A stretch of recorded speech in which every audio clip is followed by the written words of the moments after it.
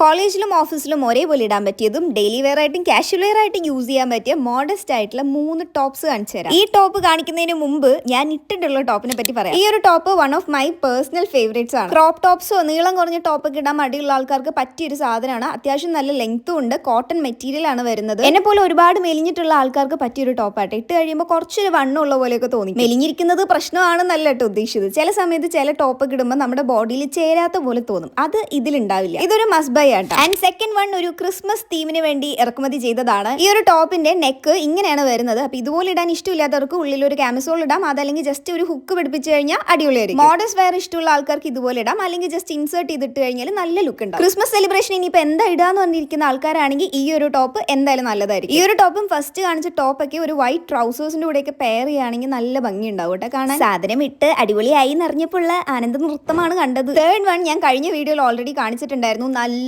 ലൂസായിട്ട് എവിടെ വേണേലും കാഷ്വൽ ആയിട്ട് ഇട്ടുകൊണ്ട് പോകാൻ പറ്റിയ ഒരു അടിപൊളി ഷർട്ട്. ഞാൻ എന്റെ നോർമൽ സൈസിനെക്കാളും ഒരു സൈസ് എക്സ്ട്രാ ആയിരുന്നു എടുത്തിട്ടുണ്ടായിരുന്നത്. ഈ ഒരു ഷർട്ടിന്റെ നെക്കും നമ്മൾ നേരത്തെ കാണിച്ച പോലെ തന്നെ കുറച്ച് ഇറങ്ങിയിട്ടാണ്. അപ്പൊ വേണമെങ്കിൽ മാത്രം ഇതുപോലെ വല്ല കാമിസോൾ ഇടാം. പിന്നെ ഈ ഫ്ലവേഴ്സ് ഒക്കെ പ്രിന്റ് അല്ല കേട്ടോ, സംഭവം എംബ്രോയിഡറി ആണ്. അപ്പൊ എത്ര അലക്കിയാലും തേച്ച് കഴിഞ്ഞാലും ഒന്നും പറ്റില്ല. ഇങ്ങനെ ഓപ്പൺ അയച്ചിടാനും നല്ല രസമുണ്ട്. ഈ ടോപ്സിന്റെ ഒക്കെ പ്രൈസ് റേഞ്ച് ഏകദേശം ഒരു 300 ഒക്കെയാണ്. അപ്പൊ ഈ കാണിച്ചതിൽ ഏതാ ഇഷ്ടപ്പെട്ടെന്ന് പറയാൻ മറക്കണ്ട. പിന്നെ ലിങ്ക് ഇവിടെയോ എവിടെയെങ്കിലും ആയിട്ട് സ്ക്രീനിൽ കൊടുക്കാം. ഇനി ഒന്നും ആലോചിക്കാനില്ല, ക്ലിക്ക് ചെയ്തോ വാങ്ങിച്ചു.